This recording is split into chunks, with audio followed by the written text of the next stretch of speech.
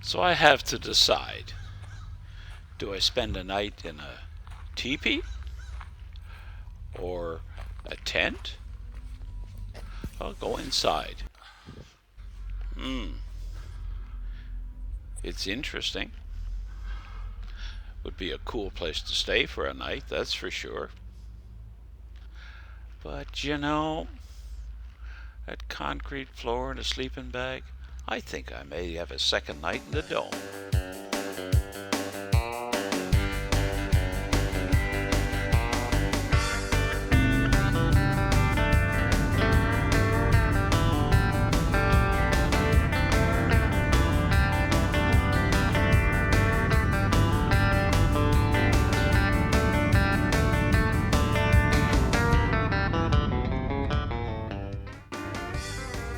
Well, good morning. I had a second great night in the Dome at the Blue Bayou Resort. And we're now on the second half, or the western half of the Cabot Trail. It's a overcast morning.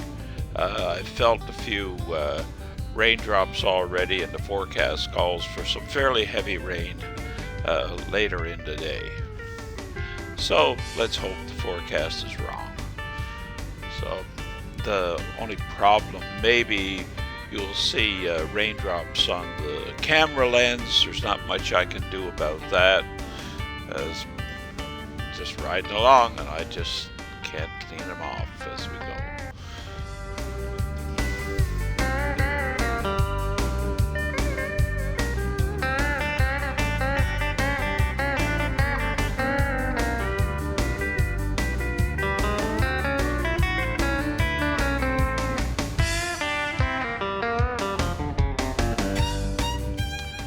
The sign on our right indicates we're on French Mountain right now. I'm told there's some construction on French Mountain as we descend. So I'll probably cut the camera if we come to a construction zone and then pick it up later.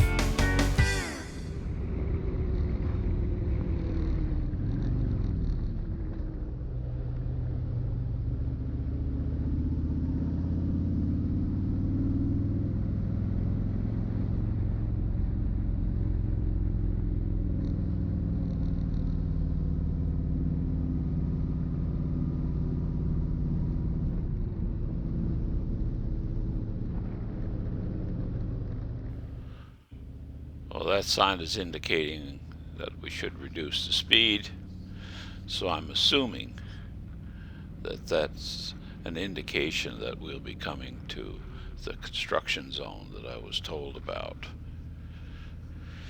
So, if so, that usually means sitting, waiting behind a number of vehicles. So, if that is the case, I'll cut the camera and catch up with you on the other side of the zone.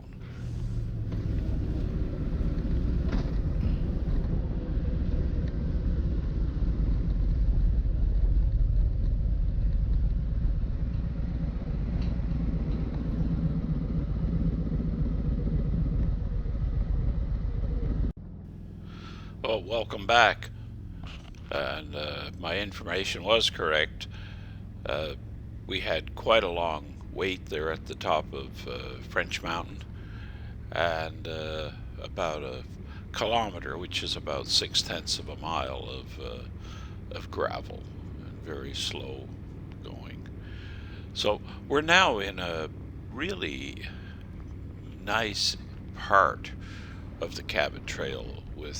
We're going through valleys with the mountains on each side, really picturesque. The people of Cape Breton are predominantly from three different cultures. The original inhabitants of Cape Breton Island would have been the Aboriginal population, the Mi'kmaq. And then when the Europeans came, we had the French and the Scottish. And although there's been some sort of a blending of those three cultures over the years, it is pretty much a mosaic, and each culture has maintained their identity and their traditions. And it's this cultural diversity that makes Cape Breton just a really interesting place to be.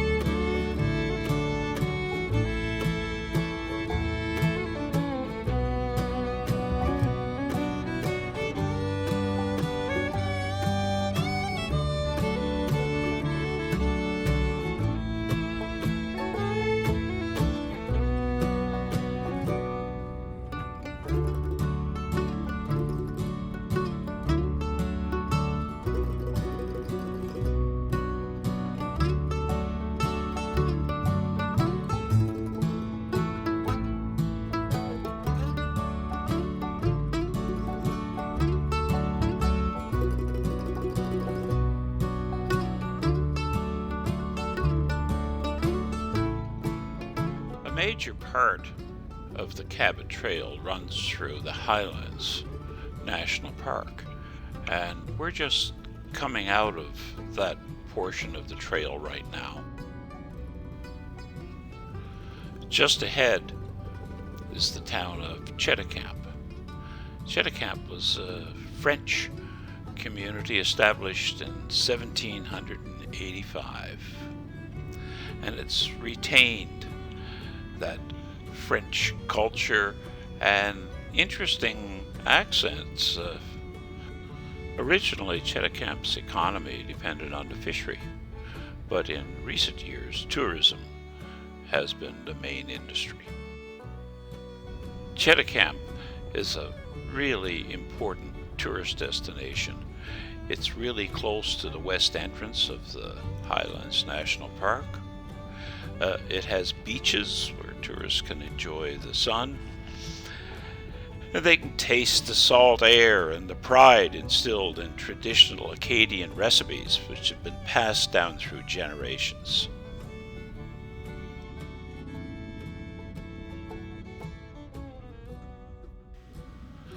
After leaving Cheticamp, the rain was picking up, so I decided to pull in to a gas station and put on my rain gear.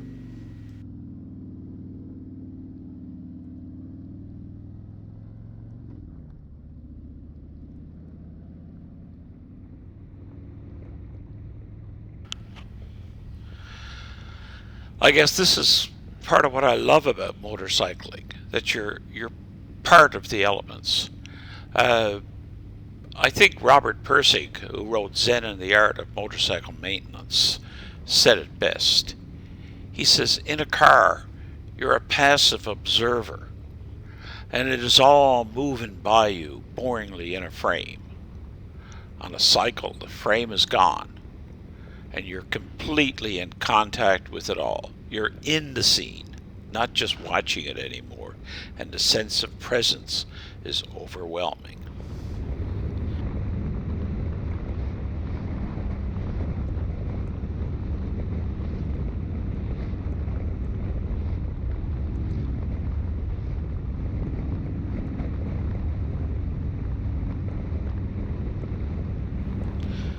In a few minutes up ahead, we'll come to a large red barn.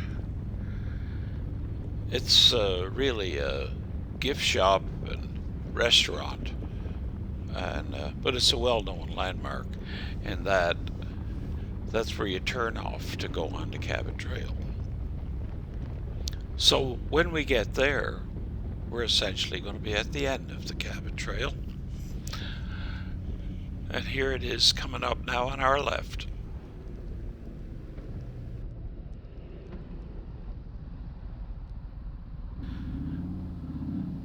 So now we'll get back on the highway, and I'll be heading for home. But on the way home, I plan to stop in Antigonish, because a guy named Daniel Ross, who's better known as the Cabot Trail Biker, has a shop in Antigonish. And at that shop you can pick up the Cabot Trail T Shirt. Well, now I'm back home after my road trip to Cape Breton Island, and including the Cabot Trail. And I can honestly say it is a trip worth doing. I'd recommend it to anyone. It was an amazing 5 days. So if you're thinking of it, I can't think of another ride that would offer you the satisfaction. In fact, USA Today rated the Cabot Trail as the #1 ride in North America, ahead of Deals Gap and Beartooth Pass and several others. So all I can say is I've been there, and I got the T-shirt. Thank you, Cabot Trail Biker, Daniel Ross. Anyway, if you like my video, give me a big thumbs up, and maybe hit that subscribe button, and I'll notify you when I make the next one. So you take care, and you have a really great day. Bye-bye.